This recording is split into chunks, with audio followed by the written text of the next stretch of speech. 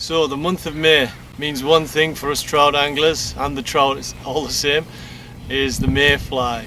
And the Mayfly for us is a long anticipated time of the year. The sport that you can get from it is fantastic. But when most people think of Mayfly sport, they always think about the adult Mayfly, the dun, rather than what actually happens before these flies hatch off. Now, most people will start fishing for the Mayfly with the Mayfly dun around 1 o'clock, once the water temperatures start to warm up and these flies start to hatch. But as I said, one of the most prolific methods of fishing is actually fishing the Mayfly nymph before these adults emerge and become fully winged flying Mayfly.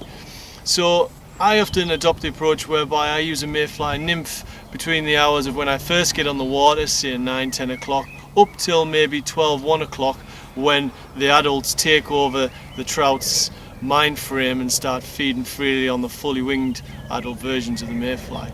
To fish the Mayfly nymph is very simple. Fish like most other nymphs. I tend to use a midge tip or an intermediate line for this.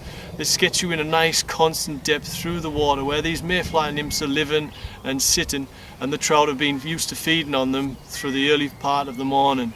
So just fish these nymphs with a nice slow figure of 8 retrieve, and you'll get pull after pull and fish after fish that you wouldn't normally get if you only fished Mayfly dry fly patterns.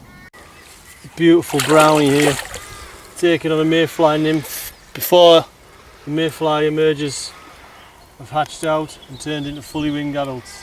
You're missing out on these types of fish if you're not fishing the nymphs early in the morning. This one's definitely ready to go back, so let him go back. Great fish, probably 2.5, 3 pound.